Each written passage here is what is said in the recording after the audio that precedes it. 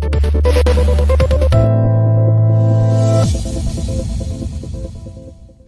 y'all, welcome to Parent Power with Mandy Drogin. I'm Mandy. I'm just a mom sitting down having real conversations with real Texans about what's going on in our state. Today, I am thrilled to be joined by Sam Westrop.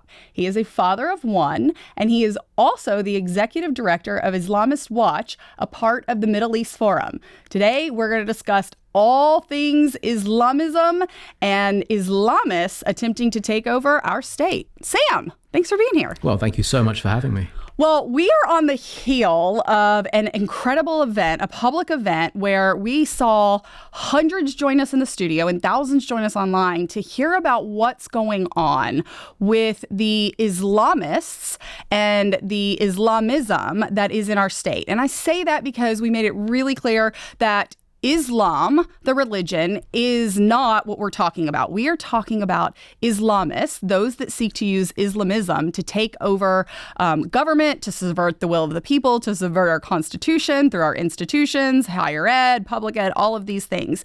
And you are the nation's, and I would say international expert on what's going on, both here in Texas, but also really across the country and over in the UK. So let's hear a little bit about what you're seeing here in Texas. The situation right now is interesting. On the one hand, we have designations issued by the state of Texas governor, Greg Abbott, against the Brotherhood, the Muslim Brotherhood, and a group called CARE. And we've seen that repeated at the federal level as well. So on the one hand, there is some political focus on this question of Islamism. On the other hand, there are multiple networks operating across this state, across the country, and indeed across the continent, whose names policymakers do not know. Journalists do not investigate. Prosecutors are not prosecuting. 9/11 happened almost 25 years ago, and there was a brief and fleeting fascination with some Islamist movements. The Brotherhood was one, and Salafi Jihad was the other. But we never got to grips with the array of Islamist movements that operate here in the West. Indeed, we never really got to grips with the Islamist movements we were fighting overseas, 20 years at war in Afghanistan, and we never learned the name of the underpinning ideology of the Taliban, which is a movement called the Deobandis. And today, in any day for the last 2 decades, if you've gone to a policymaker or a law enforcement official in DC or in any state around the country, they would not know the term Deobandis. We failed to really study the ideology. We failed to gather data, and we failed to delineate Islamism into all its competing parts. This has been a huge problem because hyperfixation on some elements of the threat have allowed other parts of the threat to grow quietly in the darkness, in the background. Yeah. I'm particularly worried about a group called the Deobandis, as I mentioned earlier. Their best expression is the Taliban. But today, they're the fastest growing Islamist movement in the West. In the United States, at least.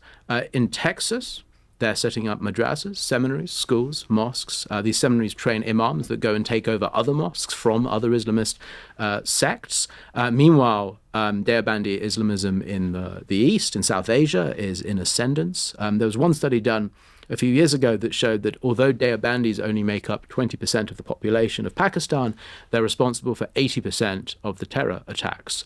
We have these groups operating here. But Deobandis are not the only South Asian Islamist threat.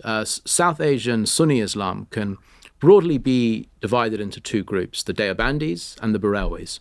And the Barelwis were always held up as the moderate alternative to the Deobandis.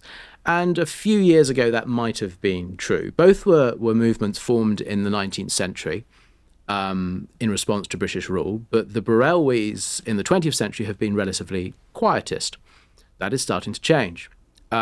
A couple of groups are particularly concerning. Tehrik al-Labbaik, a group very active in Europe, and a second one called Dawati Islami, whose headquarters are right here in Texas, down in Houston, Texas. Here in Texas. Dawati Islami is named by the British government as a key purveyor of what they call anti-blasphemy extremism. That is, they seek punishment for people they believe blaspheme. They particularly target Muslims they think are not Muslim enough. So just sorry to stop you for a second. So when they're utilizing when you say blasphemy. So we can go back over a decade to the Charlie Hebdo situation, right? Where they were standing outside of a journalist business, media company. Is this what you're talking about when you say using blasphemy? Yes, partly that.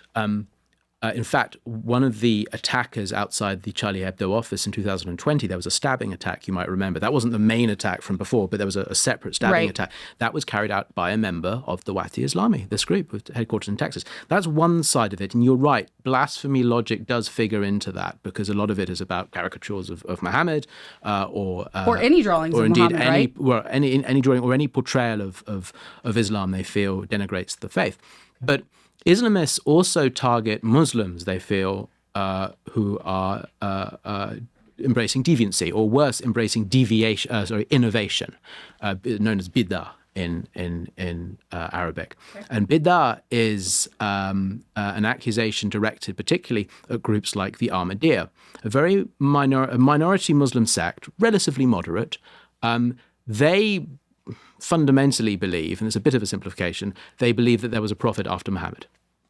Now, in Islam, you have something called the finality of prophethood. And there are South Asian Islamist movements who regard the Ahmadiyya as the greatest blasphemers, the greatest betrayal of Sunni Islamic norms. There is a group, in fact, called Khatm-e Nubuwat, which literally means finality of prophethood. Khatm-e Nubuwat is another Barelwi group, and its sole purpose is to suppress, attack, and kill Ahmadiyya Muslims. Khatm-e Nubuwat is operating here in the US. It has representatives in Texas.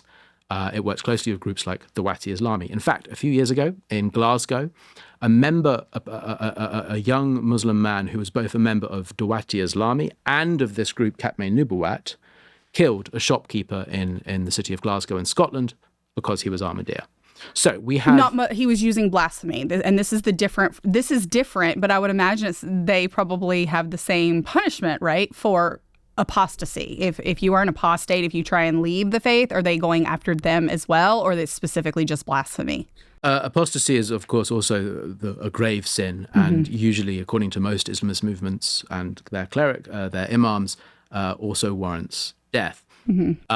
How many actually carry that out, of course, is far fewer, but there's certainly justification for it. If you go to madrasas and mosques across this country, you will find Deobandi, Barelwi, and Salafi imams openly, at best, defending this punishment. They may caveat by saying, oh, in an ideal Islamic state, apostates would be killed, or at worst, openly advocating it. Europe has prosecuted over the years a few imams for this There are imams here in Texas and in America that support and or defend the belief that if someone says something or draws something that could be depicted as blasphemy, that they should be put to death. Is that correct? That's correct. There was Khatm-e Nubuwat, which I just mentioned, held a conference in Virginia a few years ago. I had a Muslim contact go undercover at that conference who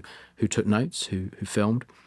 Speakers openly called for the killing of Ahmadiyya Muslims and of other blasphemers. They openly called for their desire to change American law so that the police and law enforcement and justice system would suppress and prosecute blasphemers.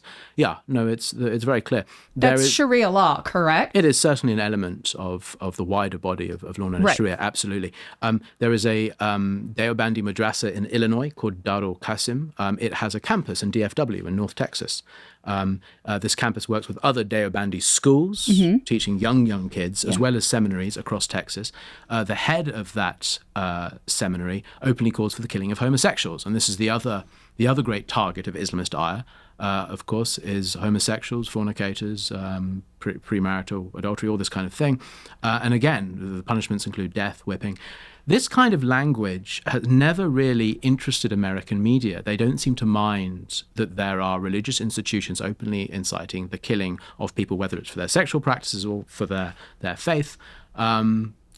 Meanwhile, in Europe, it was recognized as one of the very early signs of a far deeper radicalization problem that doesn't just end with nasty rhetoric at the mosque pulpit. No, it ends with radicalization to the point of jihad and terror and violence. Murder, yeah. And this is what's called the conveyor belt. And it's a very simple theory of radicalization that, unfortunately, too many academics and governments now reject.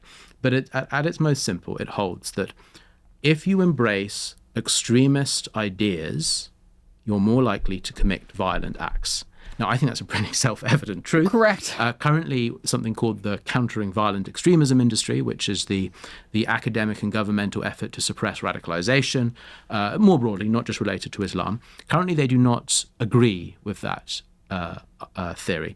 In their minds, and in the minds of everyone designing countering extremism programs around the world, almost everyone, the consensus is, and this is driven by left-leaning academics who design these programs, the consensus is that radicalization happens because of social inequality or foreign policy blunders. As you can see, this now falls into a progressivist narrative of how communities react to governmental behavior. It ignores ideology. Right. What you just said there was the Red-Green Alliance. What you are talking about, you mentioned the leftist professors, these academics, that the elitists, if you will, that think that, well, we just heard it. We just heard it from Representative Gene Wu, arguably one of the most powerful Democrats in the state of Texas, who said publicly that they are the oppressed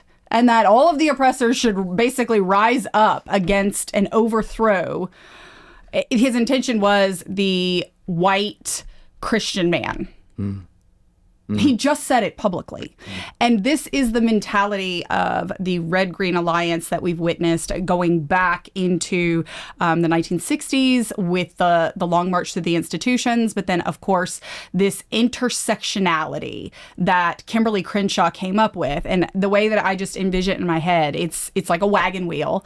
And at the middle is we are the oppressed class. And whether it is the LGBTQ community, which, by the way, you just pointed out, according to these radical Islamists, believe should be killed. And we've seen this in the Middle East, throwing them off buildings, whatever.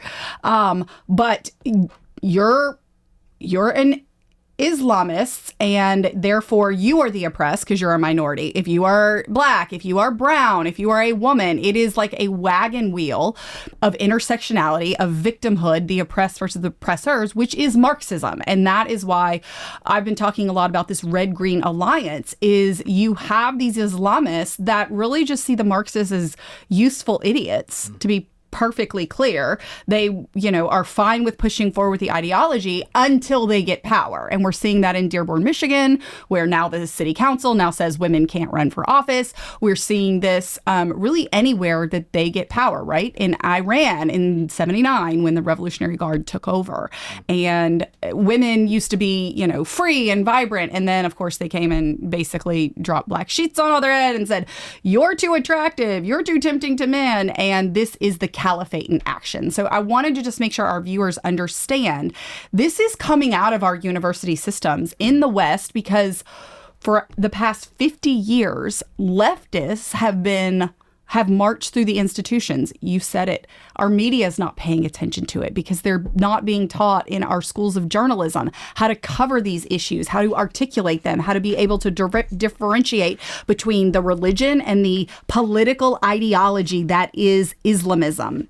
So I wanted to touch on that and make sure that our viewers understood. And you had a great point was, look, I just mentioned Iran and what happened when they took over. And people don't realize there was a Red-Green Alliance. Yep. It was a whole lot of stupid college kids that wanted Marxism, never worked, never paid a bill, never contributed to society. They just had bought into this idea that we can create utopia. And they partnered with the Islamists to overthrow the Shah.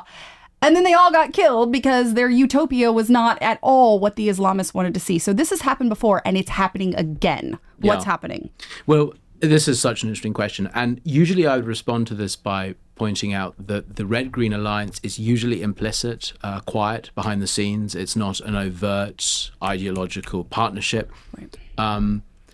However, that was somewhat dismantled. My general rhetoric was dismantled when I was actually preparing for the last few days of speaking about Islamism in Texas, and I came across a quote from an imam at the Renaissance Academy, a school just outside of Austin. It works with the North Austin Muslim Community Center.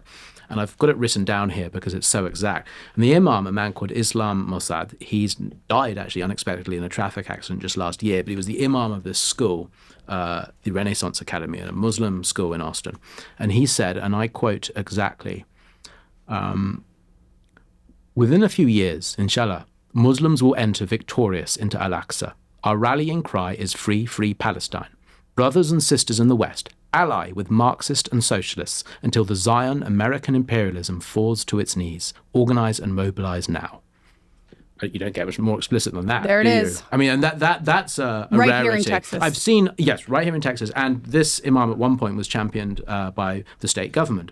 And you've got this curious disconnect where you have this red-green alliance that you point out operating subversively and with great hostility towards public institutions, and at the same time exploiting public institutions and taking their funding and their legitimacy, and public institutions not paying attention to what these people are saying. What they're saying. And I think that's important because that's here in the People's Republic of Austin that this imam was, and I'm sure when he's meeting with leaders and stuff, he's saying, oh, yes, thank you. And we support you and all of these things. But the truth is that's who they are. Yes. Now, I don't come across that kind of frankness too often, but a few other examples. There's a man called Haytham al-Haddad, very prominent imam in Britain, often referred to as Britain's greatest hate preacher. He has a very good quote about interfaith dialogue, where he says that, I'm paraphrasing slightly as I cannot remember the exact quote offhand, but it is pretty much close to, tell them what they want to hear. Right. We need them now. We will not need them later. That's right. And so this is the problem. Now, the interesting thing about the Red-Green Alliance is that it doesn't extend to all of the Islamist threat. Predominantly the Red-Green Alliance, the red has been the Marxists, as we know. The green has been more the Muslim Brotherhood and that side of the Islamist threat. But of course, there are other Islamist networks out there as well, and they engage with the left to lesser extent. The left doesn't care who they enable; they just want a minority victim class to work with, and that has been the huge threat. But the Islamists are a little more picky about their partners. And so while the Brotherhood will embrace leftist allies, others won't. And in fact, there is a very interesting conversation going on right now in Texas within the Salafi movement. And the Salafis are the other great network based here in Texas, at least the key hubs here in Texas. And the Salafis are saying to groups like the Council on American Islamic Relations and to various imams who have been doing the interfaith shtick or have been speaking out about immigration policy and this kind of thing. And they say, you have spent the last 20, 30 years pretending to be progressive. In doing so, you have radicalized Muslim children into embracing left-wing ideas sincerely. You have radicalized our children. So the Islamists are now concerned about radicalization, leftist radicalization. They're worried that they're producing a generation of Muslims who are expressing LGBT-based social organization policy or Mamdani-like. Very Mamdani-like. Now, whether Mamdani is a leftist or an Islamist is an interesting question, but at the very least, he is the product of that embrace. And one of the things we're seeing is a growing movement by some elements of the Islamist networks to say, well, look, the left is clearly not our friend in the long run. We don't share values with them. We may use them now, but if the cost is our own kids believing some of this deviant progressivist, kuffar, deviant non-Muslim ideas, then they're not the friends for us. But then some are saying, well, what about the right? They're conservative. Some of them also oppose some of the same social questions we do, such as the LGBTQ debate. You might have noticed in the protests over school library textbooks up in Michigan and Minnesota, it was a joint alliance between local Republican Party activists and Islamist activists, including activists from a few activists aligned with CARE, the very group that has embraced the left for many years. So now these Islamists, in the wake of all this internal criticism, are trying to play both sides. And what we're seeing over the last few years is a growing effort to woo the right. And unfortunately, we're also seeing a growing effort by the right to woo Muslim groups. At least in their mind, they're Muslims. In fact, they're wooing Islamists. Yes. Even can I just, so we talk about this a lot like Qatar. Yeah. And this is something that we have to address on the right, because Qatar is trying to play both sides. We have internal documents from Hamas that has been that were found in raids saying that Qatar is literally, quote, the main artery of funding for Hamas, the evil, atrocious, just absolute barbarians that govern Palestine right now. And that is very important, because you cannot play both sides, but they are trying to do that. They are investing in our university systems here in Texas at Texas A&M.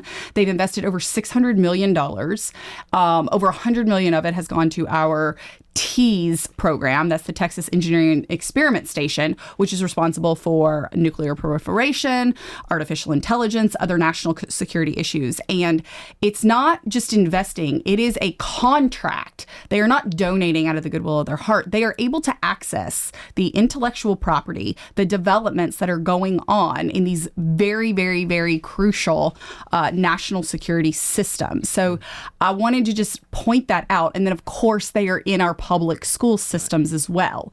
Every Arabic program that we find is by the Qatari Foundation International. This entity does not recognize the existence or the legal existence of the state of Israel. That is a problem. They provide instructional materials, they provide maps.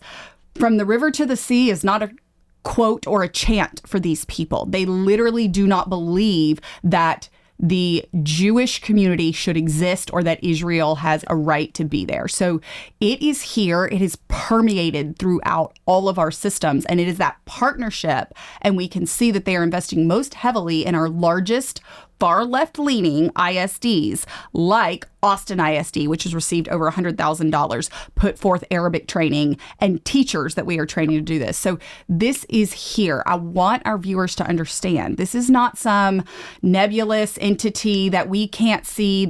They are here. They have infiltrated at our school board levels. They have infiltrated our ISDs, and they are working to subvert our constitutional republic at every level, starting with the youngest of the young. Yeah. Qatar Foundation is such a good example of this threat. And you're right that it funds Hamas. You're also right that it pushes ideological extremism, anti-Western rhetoric through public institutions and left-leaning institutions in the US. It goes beyond that as well, beyond the schools to the colleges, of course, because Qatar Foundation runs Education City, which is the huge area in Doha in which quite a few American universities host campuses. Until quite recently, Texas A&M was one of those campuses, although thankfully that's now pulled back. The example I always like to point out when it comes to Qatar Foundation is Georgetown University. The School of Foreign Service at Georgetown has a campus in Doha with the Qatar Foundation. Within the School of Foreign Service, a group called the Al-Walid Center for Muslim-Christian Understanding is a key partner of the Qatar Foundation. In fact, it's shared staff. They've shared employees. The ACMCU, the Center for Muslim-Christian Understanding, was set up by extremists with links to Hamas, Palestinian Islamic Jihad. We did a whole report on this called the Georgetown Report, available on the Middle East Forum website. And it's a fascinating case study of how the Qatar Foundation seems to serve as a kind of glue between educational institutions in the West and Islamists in the East, and it brings them together. Yeah. And those staff there have included overt Hamas operatives, supporters of Malaysian Islamism, of Pakistani Islamism, of Kashmiri terror. And the Qatar Foundation is found at every turn. Now, why is this so terrible? Because the School of Foreign Service and the ACMCU, the Center for Muslim-Christian Understanding, trains every generation of State Department diplomats, CIA operatives, and other public service officials interested in the Islamic world and the Middle East. The Islamists are training American diplomats who deal with Islam. So this is a complete disaster. Ideally, a lot of these organizations who are manipulating American educational institutions would be listed as foreign agents, as foreign principals, and the receiving institutions are foreign agents because that's what they are doing. They are acting on behalf of a foreign principal. The failure to combat foreign hostile influence within American education is an absolute crisis. And it doesn't end with the Qatar Foundation. Groups like the Diyanet, which is the Turkish government's Directorate of Religious Affairs, is an official branch of the Turkish government. They operate mosques across the United States. A huge one in Maryland. It cost $100 million to build. It's the richest mosque in America by assets. It runs then sub-mosques all across the country, including 3 here in Texas, Dallas, Austin, and Houston. The Diyanet does heavy outreach to schools. It built the mosque at Georgetown again.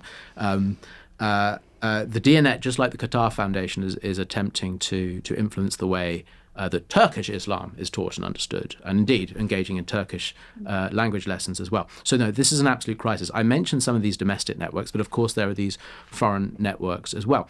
The one interesting thing I'll say now that we're on the topic of foreign states is that, if we'd been having this chat 10, 15 years ago, we'd have said, well, the problem is external money, right? It's Saudi money or it's Qatari money or it's Gulf money coming in and radicalizing Muslim communities. That's largely no longer true. In some ways, Qatar is the outlier. That's the one example of it remaining. As far as we can tell from reviewing thousands of American Islamic 501c 990 tax returns, and the millions and billions of dollars that they contain, more money now goes out than comes in. American Islamism is a net exporter. So we are sending money out of America. Yeah. Many of it, as we are witnessing the investigation right now with the Somali Leering Centers, they are taking our money and sending it back to be used for terror? Well, that's the Somali case is an interesting one. There are certainly accusations that Al-Shabaab, the Somali terrorist group, has fundraised, and there's good evidence they fundraised. Whether they've ever acquired federal funding rerouted has not been proved. But given the lack of transparency and accountability for that money, possibly, I would not be surprised. Yeah. Across the country, however, public monies have absolutely been rerouted to terrorist groups, and of course privately raised monies. American Islam contains 8,000 nonprofits in the United States. About a quarter to a third of those are Islamist controlled, and they control 80% to 90% of the wealth.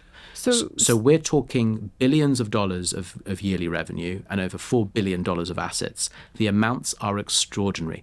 And it's not just money they're exporting, but ideology too. Yeah. America and American Islamism has become so key to the ideological development of extremism that now Muslims in the East are being radicalized by Islamists here in the US. Right. So that could be the Salafis up in North Texas, Omar Suleiman and Yasir Qadhi, very prominent imams known around the world for their new strain of Salafis. Can you be a little clear when you say radicalized? Radicalized to do what? Well, I mean, I spoke about the conveyor belt earlier. So at this point, this is nonviolent radicalization. This is embracing a Islamist view of Islam and of the world, in which Islamism is the only solution to the excesses of the West and to the failures of past Arab and other Muslim rulers to Islamism, the political ideology to overthrow our constitutional republic, get rid of the Constitution of the United States of America,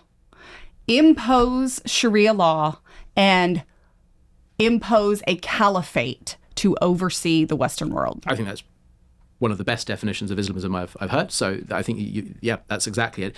There is a group in North Texas called Umatics. Umatics was an offshoot of this Imam Omar Suleiman I mentioned, the Salafi Imam, one of his groups. Umatics is a think tank dedicated to thinking about how the caliphate can conceivably be created at this moment, within this geopolitical reality. And they are the sensible voice of caliphate designers. The less sensible ones are the jihadists who wish to impose it by force. The sword. Sorry? The sword. By the sword. Isn't that what it's... By the sword. So, but I suppose the point I would like to make is that Islamists may disagree on the method by which they will impose theocracy, but they all agree on the end result, which is, a caliphate governed by Sharia law. Now, the degree to which different Islamist movements will prioritize the immediate establishment of the caliphate and Sharia differs enormously. Some see this as a long game far beyond their generation or even the next 20 generations. Sure. Others see it as their lifetime's mission for this life, this dunya, this present world. It's a truly interesting question. But the export, as I mentioned, is not just of money, but of ideas as well. And so Umatics, which I mentioned, operates not just in Texas, but in Turkey, where it works very closely with the Turkish regime, an Islamist government. But the best export, the most shocking export, I should say, it was the wrong choice of adjective, from American Islamism, has to be the current government of Malaysia. Anwar Ibrahim, Prime Minister of Malaysia, is the product of a Virginia Islamist network called the Safa Network. The Safa Network helped set up the Georgetown department I mentioned, the Christian Muslim Center for Understanding. To understand their desire to take over America. Well, quite. The Anwar Ibrahim, the Prime Minister, in fact, is a fellow at that center in Georgetown. What? Anwar Ibrahim, who has also worked for the Qatar Foundation, is, I think, a very good example of how Western Islamist ideas and money are being exported to the East. He is now Prime Minister of Malaysia. He is using his time as head of Malaysia to test out ideas conceived of in Virginia Islamist think tanks and mosques and journals and the ACMCU at Georgetown. So the American Islamism is so key to the development of ideological Islamism around the world that, yes, we are literally designing the methods by which foreign Islamist governments rule. So this is an extraordinary change of narrative from 20 years ago, where American Islamism was seen as poor beneficiaries of Saudi largesse. No, now it's quite the other way around. We're talking billion-dollar industries that import ideas and money and people to the rest of the world. And to try and subvert really our culture, because you talk about you said it's the Center for Understanding. Is this what it is? They always give it some sort of euphemism. It's here in Texas public schools, these ISDs, and let me be clear, it's the boards that are adopting this. It's not our great leaders at the state level. It is the local ISDs of which they're told they have control, which is a whole different thing. But it's world cultures. It's foreign language. It's things that make people go, oh yeah, my kids should probably know about that. But the reality is they're using very subversive techniques, the content, the curriculum. It is right there in line with that Red-Green Alliance to reduce our defenses, to teach our children that somehow we can coexist. I remember seeing all the bumper stickers decade ago or whatever, coexist. You cannot coexist with individuals, in particular those that seek government office, that want to overthrow our government. That is sedition. That is treasonous behavior. That cannot be allowed to happen here. So I do really hope that as our viewers are listening and that more and more Americans are taking note, that these entities are using very friendly sounding names. They are claiming that they are educating children, that they are educating our next leaders. They are literally teaching people and training them and then sending them out into the world to become world leaders, to subvert the greatness of the Constitution, to subvert the greatness of the standards of morality, which came from the Bible, to subvert our will of life and our way of life. And so that is just really, really important for people to understand. And it has been weaponized, and we are raising a whole generation. We have raised a whole generation of people that do not understand Western civilization. They do not understand American history. They do not understand that being courageous and standing up and fighting against this evil mentality is what our children need to be doing versus teaching them to be real nice and real inclusive. We do not need to be inclusive of an Islamist ideology that seeks to overthrow our way of life. Yeah. We are the defenders of the free world. And this must be clear to anyone that is signing off on government funding to go to these entities, any of our law enforcement that needs assistance for investigative abilities. We have got to go in and get these entities that seek to subvert everything about America and get them out, because this cannot be happening here, and we need to start calling it what it is. That's true. It's actually astonishing that after 9/11, that this didn't happen, that government didn't start saying, We need to understand this threat. We're going to teach our kids about this threat. We're not going to let it enter by the back door. We're going to truly educate every official across the country on the sign. You'd have thought this would have happened, but no. What actually took place was a few years of restrained prosecutions of a few Islamist institutions, mostly from Salafi jihadist circles and a few from the Muslim Brotherhood. And then after 2008, a complete end. So now, things may have been going on. When Barack Obama... Well, let's talk about this. Let's talk about this red-green alliance. This is very interesting. So yes. in 2008, as the Holy Land Foundation trial, this enormous terror financing Hamas net operation in North Texas, was being closed down, and its leaders successfully sent to jail. Here in Texas. This is a national thing, but it is here in Texas. Here in Texas, yeah, in Dallas. This charity was funding Hamas. Its leaders went to jail. A few of them have just got out, and currently the publicly subsidized mosques up in North Texas are throwing them parties to, celebrate their release. Since that point, in 2008, as that trial of the Holy Land Foundation wound down, the government started shutting down all the other investigations that were going on. I mentioned this network in Virginia that created graduated the Prime Minister of Malaysia and was involved with Georgetown. Mm-hmm. That network was under investigation because its entities had been giving money to groups affiliated with Hamas, the Palestinian Islamic Jihad.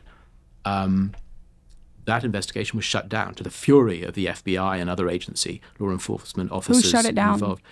Well, the order came from the Justice Department. If you're looking for an explicit instruction that it must be shut down because our ideological outlook has changed, you won't find it. But the investigation was shut down. Well, who was the leader? And the agencies were furious. Chris Christie was loosely involved with the department at the time. Who was the president? But that was towards the end of the Bush administration, then beginning of Obama. But with the Obama administration, it truly shut down. Okay.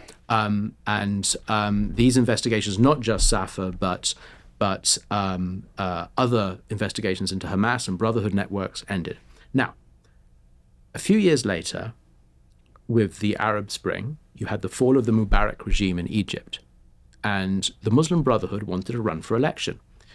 But there was such concern in Egypt about this that the Brotherhood actually promised the people it wouldn't stand. The Obama administration came in and said, no, you should stand. You should run for election. What? We will back you. This all followed a speech Obama made in Cairo. You might remember it. It was just a few years into his term, or very beginning of his term. And in the Cairo speech, he very famously said, I think it was titled An Address to the Muslim World. And he said, if you unclench your fist, we will extend our hand. It was the great reset in his mind of America's relations with the Islamic world. So I think, and then a few years later, with the Muslim Brotherhood now running for election, the Obama administration did not just encourage them to run, but it invited Muslim Brotherhood leaders to meet with US staff, with the ambassador, with State Department. Oh, and I forgot to say, during that Cairo speech in 2008, 2009, the administration had Muslim Brotherhood leaders invited to sit in the very front row of the audience, even though they were considered an extremist group by the regime at the time, under Mubarak. So the Obama administration signaled a complete change in American foreign policy towards the Islamic world. Right. Domestically, that meant not just the end to investigating Hamas networks, it also meant that many of the Brotherhood and Hamas charities operating and set up since then have become government sources and partners. They receive not just government's money, but they've been relied on by government law enforcement agencies as informants, as assistants in the war against terror. In the Obama administration's mind, and this has been echoed by the Countering Violent Extremism industry, which I mentioned earlier, and all sorts of other generally left-leaning authorities, the best way to fight jihad is by partnering with Islamists. Right. The Brotherhood was no longer seen as a threat, but an ally. To this day, not a single Hamas operative has been prosecuted in the United States since 2008, including after the October 7th attacks. Despite Hamas charity, there's a group in Illinois called Rahma Worldwide. Rahma Worldwide not only signed contracts with Hamas Politburo members and gave them presents on camera. You don't get much more overt than that. They sew on the jackets that they wore around the Gaza Strip, the Rahma Worldwide, the American 501c, on their jackets, they had the logo of another designated terrorist organization, called the RIHS, a Kuwaiti designated terrorist organization linked to Hamas and to other jihadists. The RIHS even gave this group money as well. So you've got material support laws being broken, and yet the head of this charity was invited to the White House to speak to the National Security Council. There was an absolute embrace of people who should be really in jail. This seems like a massive naivete on behalf of our leaders to the highest level to assume that these individuals want to live a Western life, that they want democracy or a constitutional republic, that they want the things, the standard of living that the West has. That is my interpretation looking back on when all that was going on and just reading and understanding. It was a massive, massive error in judgment to assume that the people that were in power wanted what we have. They don't want that. They seek to destroy it, correct? Isn't that what the Islamists want? You said it. They think that the standard of life, that we live too grand, that it basically poverty is a good thing, or in somehow something to be enjoyed or to live through in this life, or whatever it is. But that's my interpretation, is because why else would you try and partner with people that would, given the chance, given the sword, would literally chop your head off? So, as you say, the unifying goal of Islamists is Sharia. It is the caliphate. It is a theocratic ideal, which they wish to impose. As for government's understanding of that, I think it's, as you say, I think they misunderstand motivations, ambitions, because they refuse to acknowledge ideology. Right. The federal government has never, I said at the very beginning, we never bothered to learn the name of the Taliban's underpinning ideology, the Deobandis. If they can't bother to learn that, it seems unlikely they'd bother to look at what these Islamist partners are saying behind closed doors. You know, I can, every day I come across more examples of policymakers funding or embracing extremists under the illusion that these are moderate partners. Right.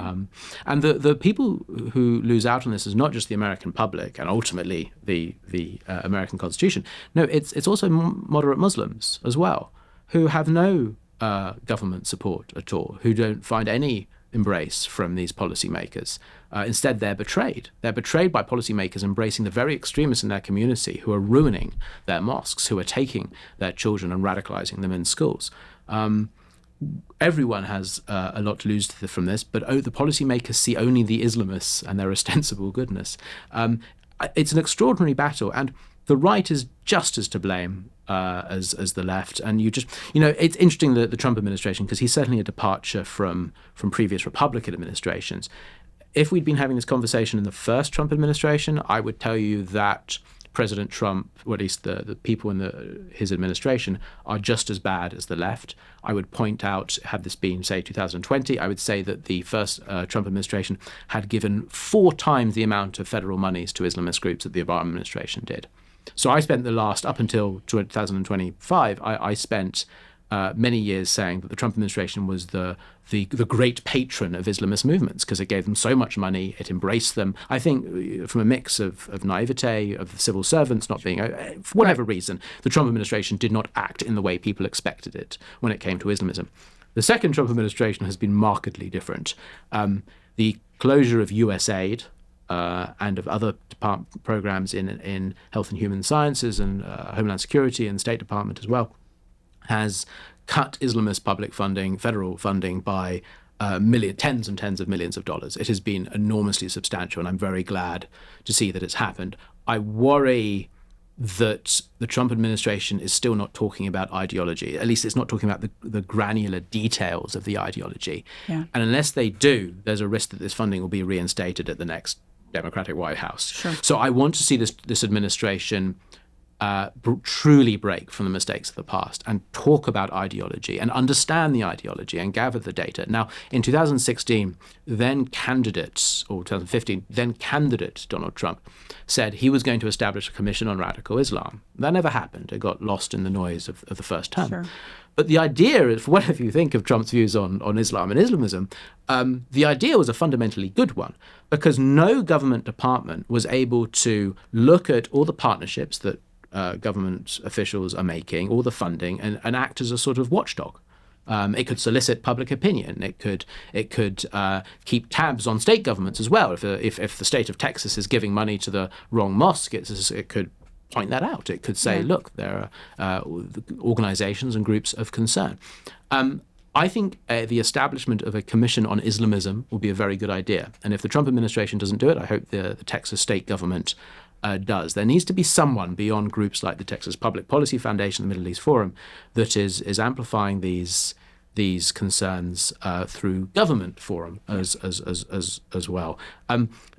The Trump administration is not perfect, but it has cut funding.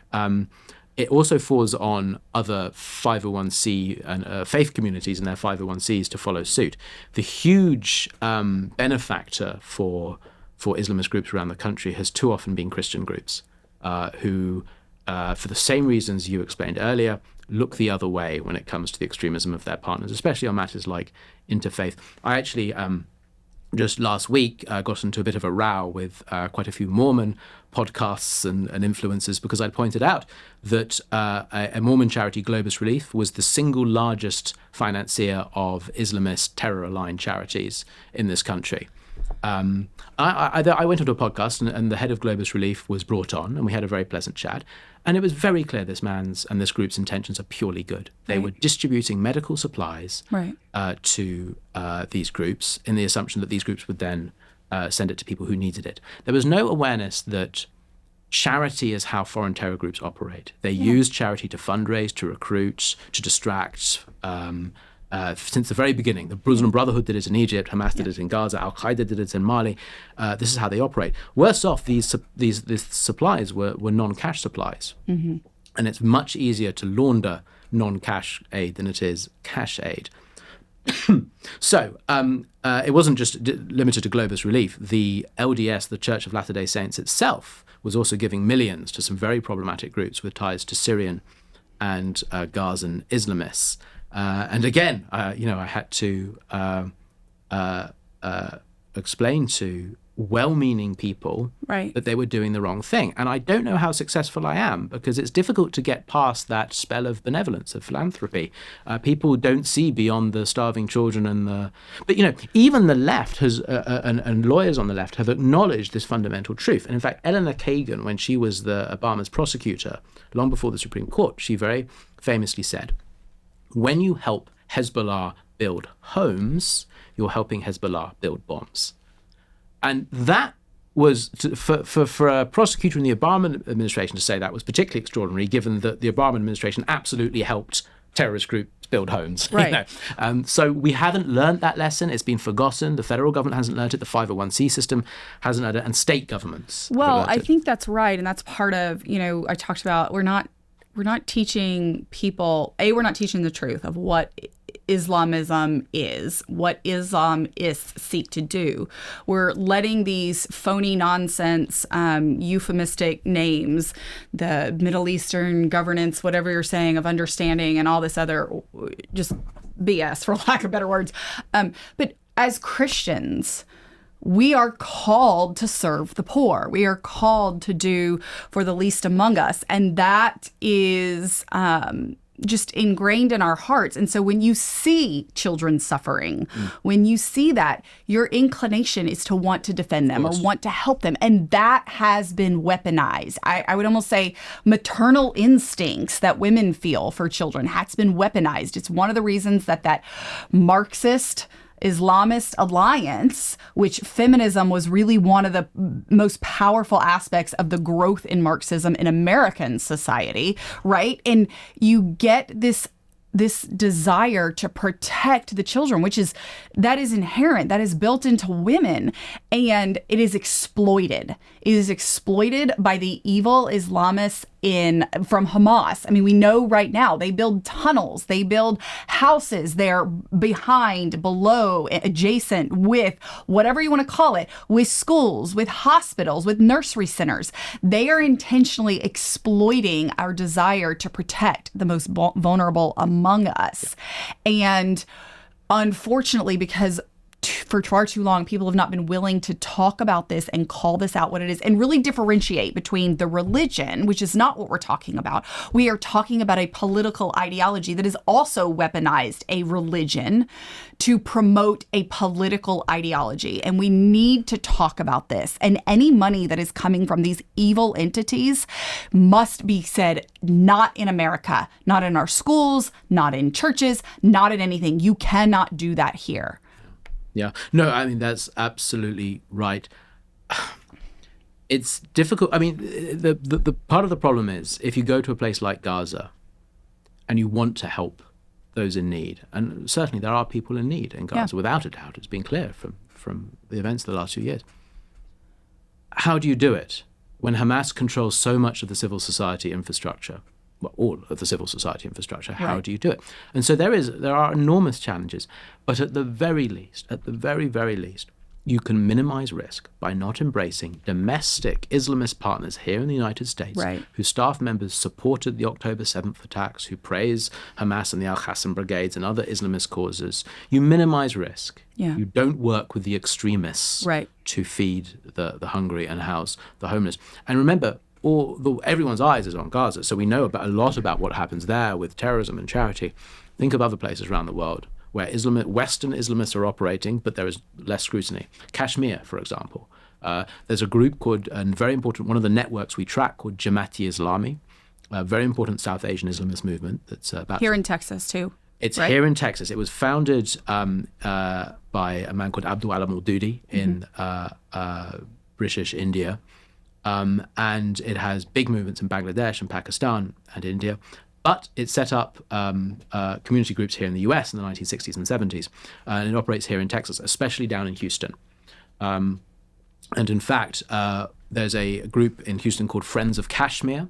The woman who runs it, Ghazala Habib, is the official appointed representative of two Kashmiri jihadists operating openly here in Houston, an official representative of two known jihadists.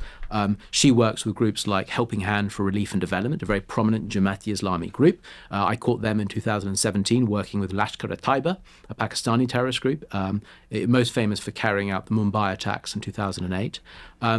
All across the country, you have groups, 501c operating with ties to terror-strewn parts of the world like Kashmir, but also East Africa, West Africa, the Far East as well. You know, places where jihadist activity persists, you will find Western Islamist charities feeding the local population.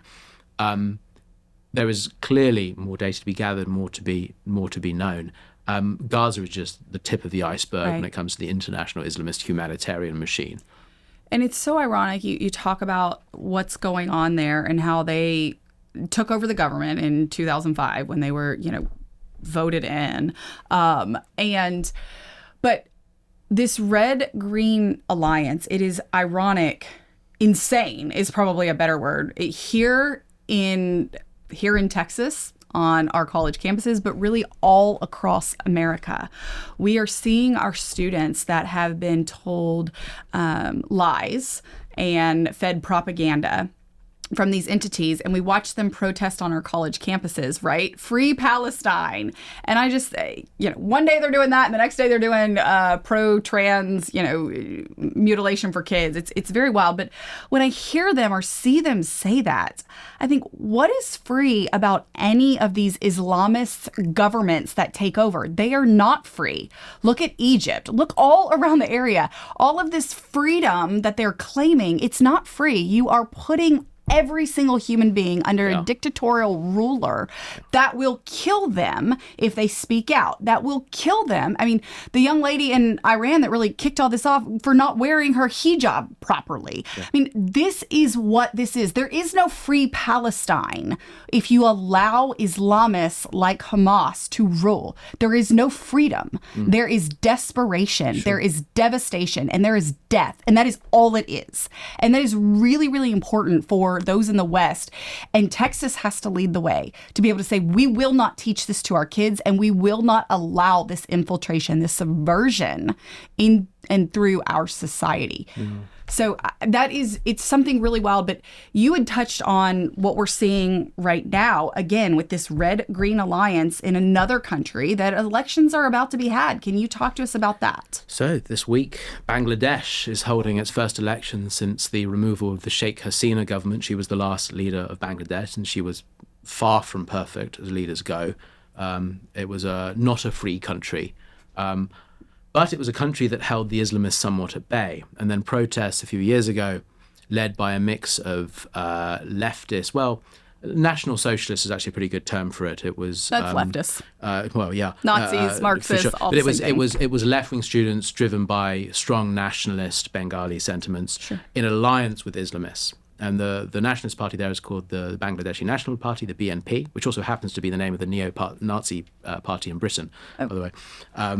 And the BNP has a long-standing alliance with Jamaat-e-Islami, the Islamists in Bangladesh. Now, last time Jamaat-e-Islami had any say in what went on in Bangladesh was in 1971 with the Liberation War, which saw Bangladesh become independent from Pakistan. And in an effort to stop that from happening, Jamaat-e-Islami worked with the Pakistani army to murder hundreds of thousands of Bengalis. It was a genocide, and it was recognized as such. After that genocide, Jamaat-e-Islami leaders fled to the West, where they set up the community groups that are now the Jamaat-e-Islami institutions we know today, including here in Texas. So Bangladesh risks repeating the mistakes of 1971 by giving these murderers power. Jamaat is poised to win, possibly in coalition with other Islamist groups, including a party that openly calls for turning Bangladesh into the Islamic Emirate of Afghanistan, the same sort of model that the Taliban are pursuing. Things are not looking good. And I fear that over the next few years, I will now have to spend quite a lot of my time talking about Bangladesh as one of the great Islamist patrons of jihad and extremism around the world if things go the way I fear. There is a substantial secular movement in Bangladesh that opposes Islamism, partly because of the horrors of the 1971 genocide. They know what happens when you let these theocrats take power. They have been ignored, betrayed by the West. The US State Department, currently under the Trump administration, is currently meeting with the Jamaat-e-Islami leaders, inviting them to their offices, expressing support for their involvement in the election. The US government is getting it wrong, just as they did with the Brotherhood in 2011. And I put it down to bad eggs in the State Department, civil servants, diplomats, probably trained at Georgetown. That's what I was thinking, to think they could be our friends. Who make these appalling mistakes and enable the extremists and betray the moderates. And I really fear for Bangladesh's future over the next few months and years. But one of the interesting things that I think you alluded to is how little this matters to the left of today. You don't hear the college campus kids saying free Mahsa Amini in Iran when she was save Mahsa Amini. You don't hear them talking about the murders of Hindus in Bangladesh being carried out by Jamaat-e-Islami mobs. The murders of Christians. Nigeria has a genocide is occurring there. Absolutely. And only the Trump administration, as far as I'm concerned, has even said anything about it. The left has been appallingly inconsistent, as perhaps you'd expect them to be on these issues. But the interesting thing is that when it comes to the encampments that occupied a lot of headline news in 2024, and we've been talking about the Red-Green Alliance quite a bit, and I mentioned some of the limits of that alliance, at least on the Green side. And that's a really good example of that, because there were very few Islamists actually involved in those encampments in Texas universities and universities across the country. In fact, if you think that there are several thousand Islamist 501c in this country with mosques and community groups with congregations of tens and tens of thousands of supporters, you would have expected to see mass Islamist-led marches, rallies. No, I can count on perhaps two hands the number of Islamist organizations involved. They let the Marxists do it. They let the Marxists do it. That's right. There's actually a greater interest in Gaza, or rather in being anti-Israel, among the left than there are with the Islamists. The Islamists, at least, are a little more globally inclined. They think bigger than leftist insularism. So it's a strange set of affairs. The one Islamist group you did find in Texas involved with the encampments was the Iranian regime. Now, the Iranian regime operates a mosque in Houston called the Islamic Education Center of Houston. Its imam is appointed directly by the supreme leader of Iran, Ayatollah Khamenei. This mosque is the home for something called Muslim Congress, which organizes the Iranian regime's Al-Quds Day in America. This is the celebration of Hezbollah, a designated terrorist group. And the mosque is also the home for something called Rise Against Oppression, which is a specific Shia Islamist effort to promote Khomeinists, so Iranian regime ideology in college campuses. They just held, last year, they held an Imam Khomeini conference. They I'm are sure not they're shy. partnering with the Marxists that have been... And it was done with the Marxists. Yes, they are a formal partner of Students for Justice in Palestine, a very prominent left-leaning group down in Houston. So, Okay, before we wrap up, this is a lot, but I do hope that our viewers will go to your website and look up all of the incredible work that you've been doing for years and years and years to track all of these evil entities. Before we wrap, I want you to look in that camera right there, and I want you to talk to the leaders, the legislators, and the patriots of Texas who have learned a lot today, but who know something is wrong. What must we do, and how do we fight back? Right there. The very first thing to do is to understand the threat. And that comes from data collection, from speaking to the right people, groups like the Texas Public Policy Foundation, groups like the Middle East Forum, but also moderate Muslims fighting the Islamist threat. You need to understand the networks that are operating here in Texas. I've mentioned a few today: the Muslim Brotherhood, Jamaat-e-Islami, Deobandis, Barelwis, Salafis, Khomeinis, and then foreign states like Turkey and Qatar. Once you understand the threat, you can fight the threat. You can identify your allies, and you can note your enemies. You can come up with ways to suppress their access to public funding, access to public infrastructure like the 501c system. You can make use of your designation powers. Don't stop at the Brotherhood. Designate groups like Tablighi Jamaat, the terror-tied missionary movement of the Deobandi sect, which has its headquarters here in Texas, or Dawati-Islami, the Barelwi group I mentioned earlier, also headquartered in Texas. Use designation power. Enforce the law. The federal government has failed to act against Hamas in North Texas. Time for the state government to step up, just as you've been doing over the East Plano Islamic Center and its efforts. Hamas operates, Kashmiri jihadists are down in Houston, the Iranian regime, the Turkish regime, Barelwis, Deobandis, all of these groups should be the subject of investigations and eventually prosecutions. Islamism poses a vital threat to the future of Texas. You only have to look at Europe to see how quickly the Muslim populations there, under the spell of Islamist leaders, went from being non-violently radicalized to embracing jihad. From Bosnia and Chechnya to 9/11 and the thousands of European Muslims who went to join Al-Qaeda, the Taliban, and ISIS, tens of thousands. There is a crisis in the West. Europe is feeling it. And if Europe is a harbinger for what happens in the United States, then the United States must act, and Texas must act. The problem in Texas is particularly acute. Islamists come here because they take advantage of Texas, the liberties that Texas affords its citizens. More needs to be done, and it starts with understanding the threat, but it continues with follow-through, speaking to the right people, acting, and stopping Islamist access to public monies. The state of Texas is not immune from giving grants to the wrong people. This all starts with information. The more you can understand the enemy of the West, the easier it will be to counteract them. Sam, thank you so much for all of your time and for being courageous. That is a virtue that we don't talk about enough in our society. You are courageous to stand up and say the quiet parts out loud. We are grateful that you have partnered with the Texas Public Policy Foundation to come and talk about this growing threat. I encourage all of our viewers to go check you out, check out your work, check out all of the work on the Middle East Forum that you are doing to raise the red flag. Thank you for joining us today on Parent Empowerment with Mandy Drogin. And now you have the power.